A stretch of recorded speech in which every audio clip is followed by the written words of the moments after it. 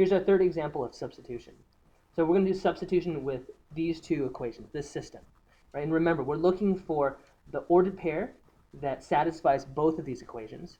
Right? That's the ordered pair where, that's the point where these two lines will intersect. Okay? And remember, that is the place where the x for the first, x and y for the first equation are the same as the x and y for the second equation. And what we want to do is a substitution. Right? Well, for this one, it's a little bit different from the ones that we had before because I don't have this, either one of these equations, I don't have a statement like y equals something or x equals something. I don't have one of the variables isolated. So to make this substitution easier, what we want to do is we want to solve for one of the variables. We want to isolate one of the variables. And it doesn't matter which one you do, x or y. In this case, I'm looking at this second equation here, x plus 2y equals 4. And I'm thinking in my head, it would be very easy to solve for this x. And I know that because the coefficient in front is just a 1. Right? So there's nothing fancy here, nothing. It'd be really easy to isolate this x, right? And you can do that simply by subtracting 2y from both sides. Right? If I subtract 2y from both sides, I find out that x needs to be x is equal to negative 2y plus 4. Right? And so what I'm going to do is I'm going to now take this and I'm going to substitute this into my other equation. Right? One thing I want to point out, it's very important that when you do a substitution, you substitute from one equation into the other equation. Okay?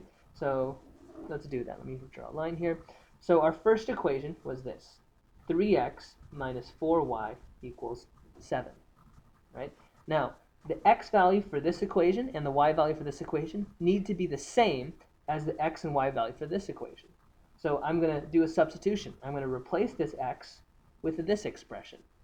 Okay? So let's say let x equal negative 2y plus 4.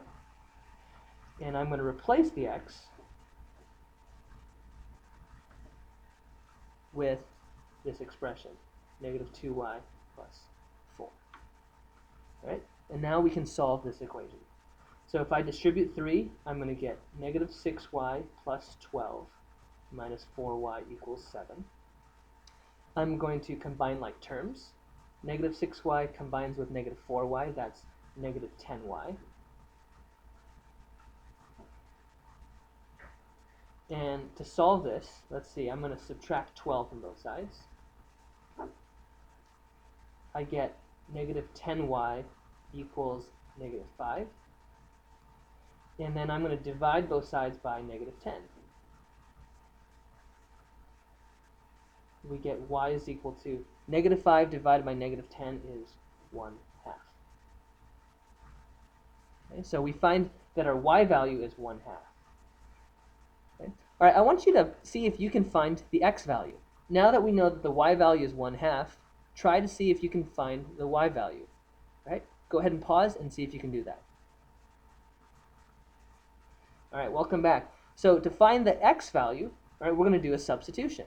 Right? I'm going to substitute this 1/2 into either one of these equations. It doesn't matter which one you use.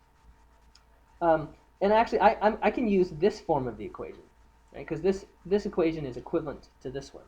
Right? So that's what I'm going to do. I'm going to use this equation. X is equal to negative 2y plus 4. And then I'm going to replace my y with 1/2. So let's write that. Let's say let y equal 1/2. And let's do that replacement. X equals negative 2 times my y value plus 4. And I'm replacing the y with 1/2.